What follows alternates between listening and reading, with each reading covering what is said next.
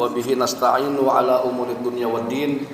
Wassalatu wassalamu ala asyrafil anbiya wal mursalin sayyidina wa maulana Muhammadin sahibis syafa'ati yaumiddin wa ala alihi wa sahbihi ajma'in, amma ba'du. Qala rabbi shrah li sadri wa yassir li amri wahlul 'uqdatam min lisani yafqahu qawli. Shadaqallahu wa shadaqa Rasulullah sallallahu alaihi wasallam. Jamaah salat Isya dan salat tarawih Masjid Al-Hidayah yang sama-sama dimuliakan Allah Subhanahu wa taala. Alhamdulillah, pada kesempatan malam hari ini, di cuaca yang cerah hari ini, di malam Sabtu, malam yang keberapa di sini, Pak? Malam keberapa ini sekarang? Di sini 26 ya. Berarti sama saya di sana 26. Karena ada yang malam 27 nih sekarang nih. Ya kan, ada juga yang malam 27, malam ganjil. Jadi semuanya malam ganjil, manfaatkan. Ya, siapa tahu bisa jadi ini malam 27 atau bisa jadi malam 26. Tapi kita sama-sama manfaatkan malam-malam terakhir di bulan suci Ramadan ini untuk melaksanakan iktikaf. Untuk sama-sama menggiatkan kita semua untuk banyak-banyak ibadah di 10 malam terakhir. Alhamdulillah, pada kesempatan malam hari ini saya diberi kesempatan untuk bisa memberikan ngobrol-ngobrol sejenak lah ya, ngobrol-ngobrol sejenak, karena sudah lama juga tidak pernah menyambangi lagi di sini, sholat lagi di sini ya. Setahun sekali nih Pak, kita bersilaturahmi.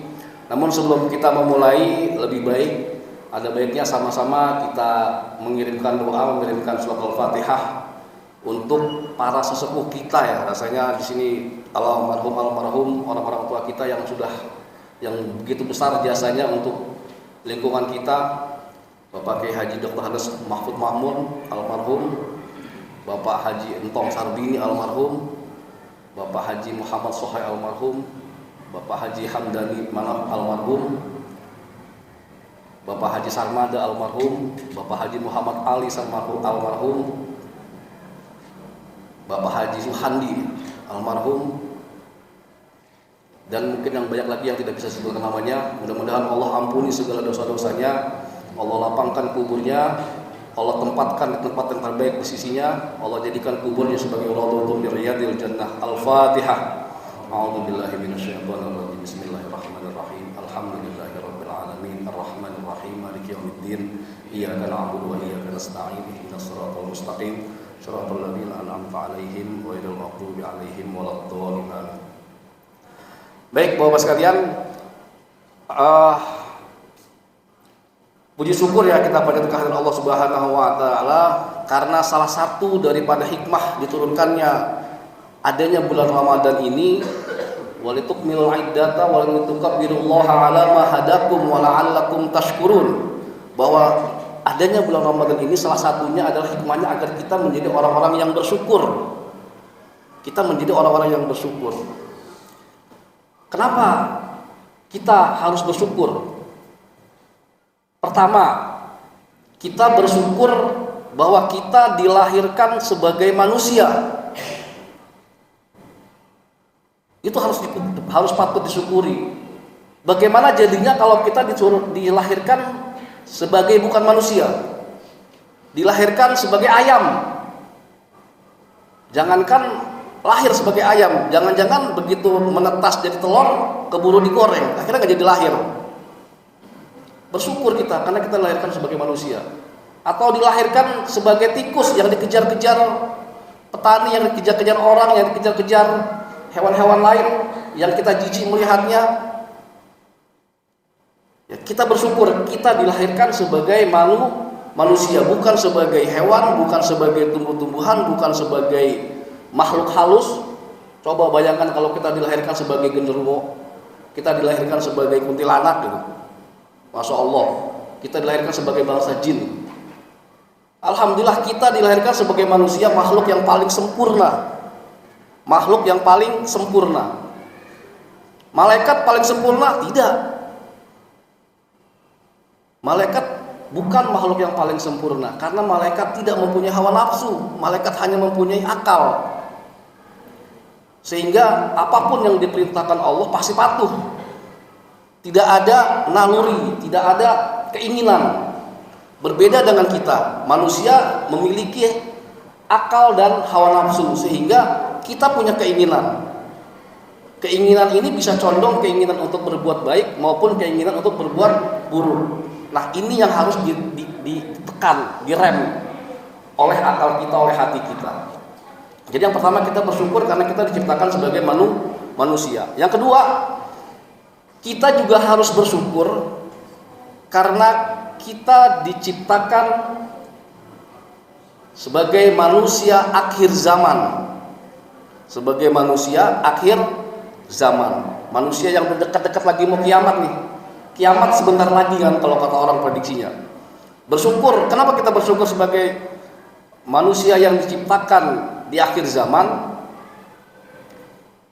Kalau kita diciptakan di awal-awal zaman, di awal Nabi Adam, diciptakan sebagai umatnya Nabi Musa, diciptakan sebagai umatnya Nabi Ibrahim, yang umurnya panjang-panjang.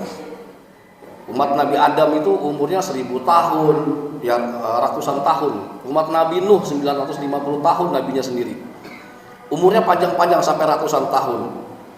Umat akhir zaman ini rata-rata umurnya 60-70 tahun. Jadi ada umat dulu yang umur panjang-panjang. Umur panjang kalau dibuat untuk berbuat kebajikan, syukur alhamdulillah.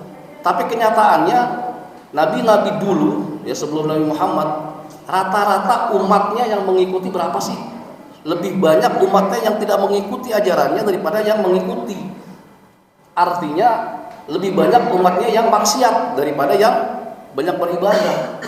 Artinya lebih banyak umatnya yang akan masuk neraka, gitu kan? Yang akan disiksa di neraka daripada yang masuk surga. Sebelum disiksa di neraka, pastinya akan disiksa dulu di alam barzah, akan disiksa dulu di alam kubur. Berapa lama dia disiksanya? Dari zaman Nabi Adam sampai nanti kiamat. Selama itu, sepanjang itu disiksanya kalau dia berbuat maksiat.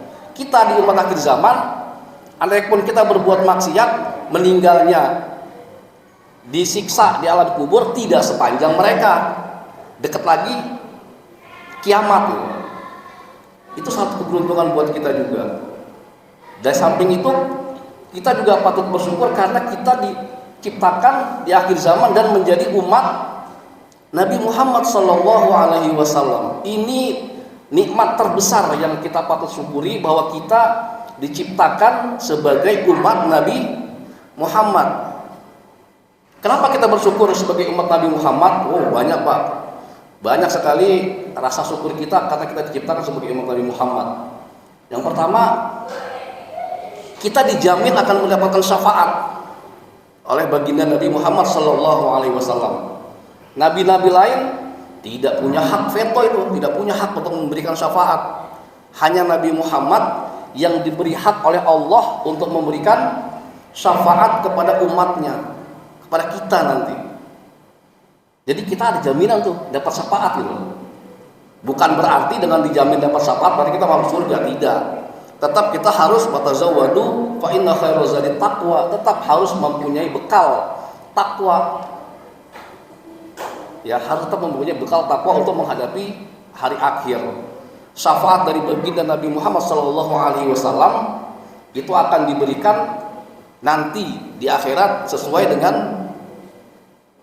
ketentuannya, ada aturannya tuh. Siapa yang akan diberikan syafaat oleh baginda Nabi Muhammad SAW. Tapi kita sebagai umat Nabi Muhammad beruntung karena kita akan mendapatkan syafaat dari Nabi Muhammad SAW.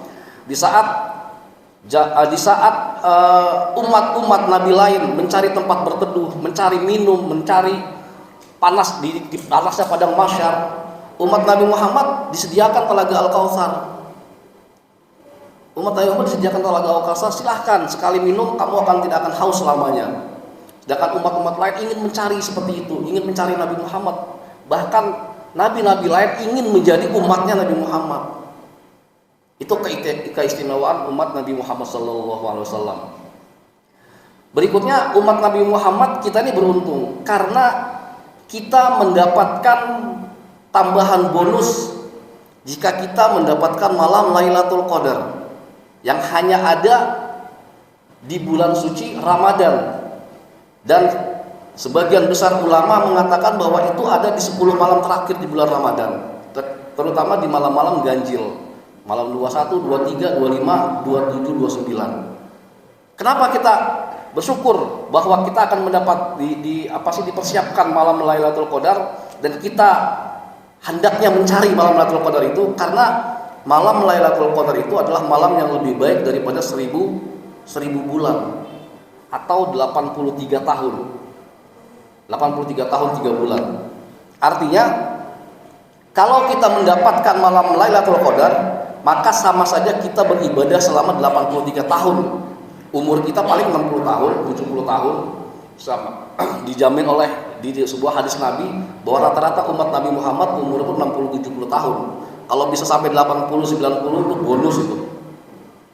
Ya, rata-rata 60-70. Dapat malam Lailatul Qadar tambah tuh. Sama aja kita beribadah 80 tahun lebih.